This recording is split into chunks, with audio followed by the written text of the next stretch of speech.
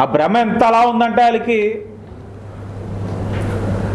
ప్రజాస్వామ్యబద్ధంగా నెగ్గిన ఈవీఎంలు అంటారు. మరి జగన్మోహన్ రెడ్డి ఎలా నెగ్గాడు? ఆయన నియోజకవర్గం బ్యాలెట్తో నెగ్గాడా? ఆయన ఈవీఎం తోటే కదా నెగ్గాడు. నిజంగానే నీకు ఈవీఎంలు అన్నది కేంద్ర ప్రభుత్వ పరిధిలో ఉంది, నీకు నిజంగా నమ్మకం లేదు, ఎల్లు ఢిల్లీకి నరేంద్ర మోడీ గారి మీద ఒక ప్రెస్ మీట్ పెట్టు. మీ నాయకుడే నీ పొలు రాలకొట్టేస్తాడు. పెట్టగలవా? పెట్టలేవు. మరెందుకు ఈ మేకపోతు గాంభీర్యం ఇక్కడికి వచ్చేసి ఓ అని చెప్పి? ప్రజాస్వామ్యం పట్ల నమ్మకం లేదు, ప్రజలు ఇచ్చిన తీర్పుకి గౌరవం లేదు.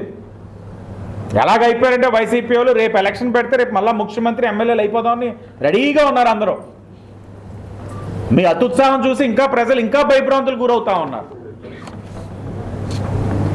ఎంత దౌర్భాగ్యం అంటే ఈ రోజున రాజమహేంద్రవరం అన్నది ఒక ఎకనామిక్ హబ్. అది అంటే ఎకనామిక్ యాక్టివిటీ అన్నది ఇక్కడ పెరిగితే దానికి ఆధారితంగా ఉన్నాయన్నీ మల్టిప్లై అవుతాయి. ఏవి? ఉద్యోగ అవకాశాలు, రాబడి అన్నీ మల్టిప్లై అవుతాయి. అంటే ఎకనామిక్ యాక్టివిటీ ఇంకా పెంచాలి. ఇప్పటికే హబ్ ఇది. పెంచాలంటే పెట్టుబడులు తీసుకురాగలగాలి. ప్రభుత్వాలు చేయాల్సిన కార్యక్రమాలు చేస్తాయి. ఆ భాగంలోనే ఫ్లైట్ ట్రైనింగ్ ఆర్గనైజేషన్ అన్నది నేను ఇక్కడ తీసుకురావడం జరిగింది.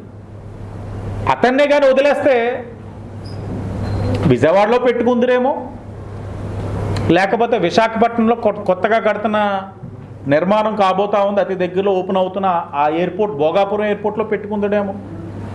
ఏ రాజమండ్రి అని గొప్ప, కానీ ఎందుకు? ఆ అబ్బాయి స్వస్థలం ఇక్కడ, పుట్టింది ఇక్కడ, ప్రాంతం పైన ప్రేమ ఉంది, నమ్మకం తీసుకురావాలి నాయకుడిగా. నేను ఆ నమ్మకం తీసుకురాగలిగాను. అదొక ప్రైవేట్ పెట్టుబడి. ఆ ప్రైవేటు పెట్టుబడిని ఎయిర్పోర్ట్ అథారిటీ నుంచి వచ్చిందని వితండంగా మాట్లాడుతున్నాడనంటే మన మాజీ ఎంపీ ఒక ప్రైవేట్ ఇన్వెస్ట్మెంట్కి దానికి కూడా వ్యత్యాసం తెలియని వ్యక్తి గాలిలోనే ఎంపీ అయిపోయాడంటే అప్పుడు సిగ్గుపడాలి ఆయన. ప్రభుత్వాలు చేసే కార్యక్రమాలు చేస్తాయి. ఎయిర్పోర్ట్ నిర్మాణానికి కానీ లేకపోతే రైల్వే స్టేషన్ అప్గ్రేడేషన్ కానీ ఇవన్నీ కూడా జరుగుతాయి. కానీ నువ్వు ఇన్వెస్ట్మెంట్ ఇక్కడ ఎలా తేగలుగుతున్నావు అన్నది చాలా ఇంపార్టెంట్. నీ కమిట్మెంట్ లెవెల్స్ అక్కడ కనబడతాయి. ఈ 100 crores అన్నది అక్కడితో ఆగదు. ఆయన 100 crores ఇంకా మల్టిప్లై అవుతుంది.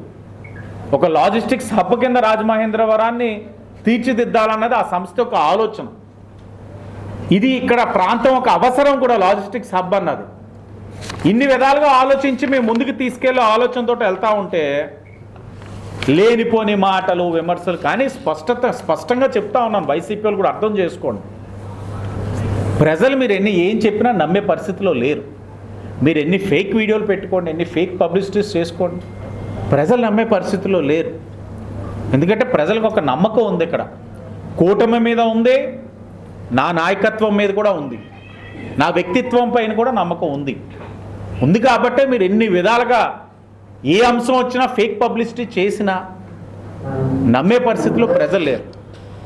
మేము నమ్ముకుంది, కూటమి ప్రభుత్వం నమ్ముకుంది, నేను నమ్ముకుంది ప్రజల్ని. వైసీపీ వాళ్ళు నమ్ముకుంటుంది ఫేక్ వీడియోలు, పబ్లిసిటీ. మీరు అలాగే ఉండాలనుకుంటే ఉండండి, కానీ ఊరు ఒక గౌరవానికి కానీ లేకపోతే ఇంకేదైనా కానీ ఇబ్బంది కలిగించే అంశాలు ఏమైనా ఉన్నాయంటే మాత్రం తప్పకుండా మళ్ళా చెప్తా ఉన్నాం, రాజమహేంద్రవరం ఒక ప్రతిష్టకి సంబంధించింది కానీ గౌరవానికి సంబంధించింది కానీ మా కూటమి యొక్క నాయకులు జోలికి కానీ ఉత్తు పుణ్యానే వస్తే మాత్రం అరే బాబు ఎందుకురా వీళ్ళతో పెట్టుకున్నాం అనేటట్లు మాత్రం తప్పకుండా చేస్తాం. దాంట్లో మోమాటం లేదు. ఇప్పుడు దాకా నేను ఈ మాట అనలేదు. ఎందుకు అంటా ఉన్నాను అంటే మీరు ఎలాగైనా సహకరించే తత్వం లేదు, అన్నిటికీ మించి అవగాహన చేసుకునే తత్వం అస్సలు లేదు.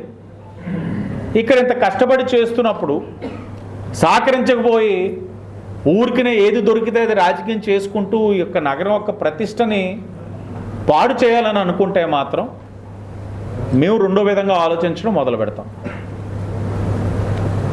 ఈ నగరంకి చాలా ప్రతిష్ట ఉంది. నేను మరలా చెప్తా ఉన్నా, రాజకీయాల్లో ఉండాలనుకునేవాడు ఈ విధానంతో వెళ్తే మాత్రం అవ్వదు. ఒక గౌరవం ఉండాలి, అవగాహన ఉండాలి, అన్నిటికి మించి సహనం ఉండాలి. నువ్వు తలకిందులు తపస్సు చేసినా నీకు ఎలక్షన్ అయితే మరలా వచ్చేది. ప్రజాస్వామ్యబద్ధంగా 5 సంవత్సరాలకే వస్తుంది. ఈ 5 సంవత్సరాలు నువ్వు చేయాల్సింది ఏంటంటే, నేను ఎందుకు తిరస్కరించారన్నది తెలుసుకోవాలి. వైసీపీ పార్టీని ప్రజలు ఎందుకు వద్దనుకుంటున్నారన్నది తెలుసుకోవాలి. ఇన్ని తప్పులు చేసి నేను నిన్న మొన్న చూస్తూ ఉన్నాను, ఒక వీడియో ఏదో వచ్చింది.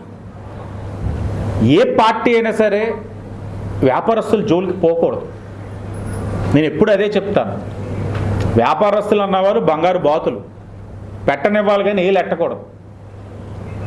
బంగారం అనేసరికి మళ్ళీ గుర్తొస్తూ ఉంది బంగారు కాయిన్లట,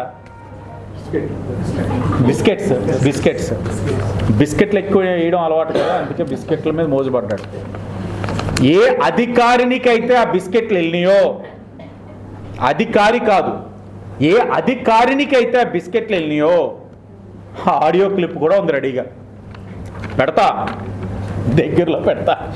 అంటే ఏదేదేదో వీడియోలు పెట్టించుకొని ఆడియోలు పెట్టించుకొని సంబరాలు చేసుకోవడం కాదు, ఇది ఆధారాలతో బయటకు వస్తున్నాయి. ఆ వ్యాపారస్తుడు ఆవేదన ఇంకా 15 లక్షలు ఇవ్వాలా? ఏం చేద్దాం అనుకుంటున్నారు? ఏంటి అహంకారం? అధికార మదంతో బెదిరించి ఇదా? నీకు ప్రజలు ఇచ్చిన నిర్ణయం దేనికి? తీర్పు. సేవ చేయమన్నారు, సేవించమనలేదు వాళ్ళని. పోయో గాల్లో వచ్చో పోయో డబ్బులు ఇవ్వాలిగా. ఎంత ఆవేదన చెందుతా ఉన్నాడు. మీ వరకు సగమే వచ్చింది, ఇంకా చాలా ఉంది.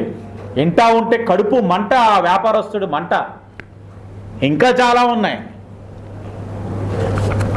సరే, టైం దేనికైనా టైం ఉంటుంది. ఆ దగ్గరలోనే అధికారికి ఎందుకు అంత బంగారం వెళ్ళింది? ఏం చేస్తే అధికారికి అన్ని లక్షల బంగారం ఇచ్చారంటే, ఎన్ని కోట్ల తప్పిదాలకి నోరు మెదపకుండా ఉండడానికి ఇచ్చారన్నది కూడా అతి దగ్గరలో బయటకు వస్తాయి.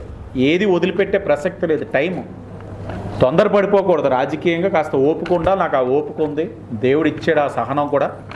అన్నీ కూడా దగ్గరలో వస్తాయి. ఏది వదిలిపెట్టే ప్రసక్తి లేదు.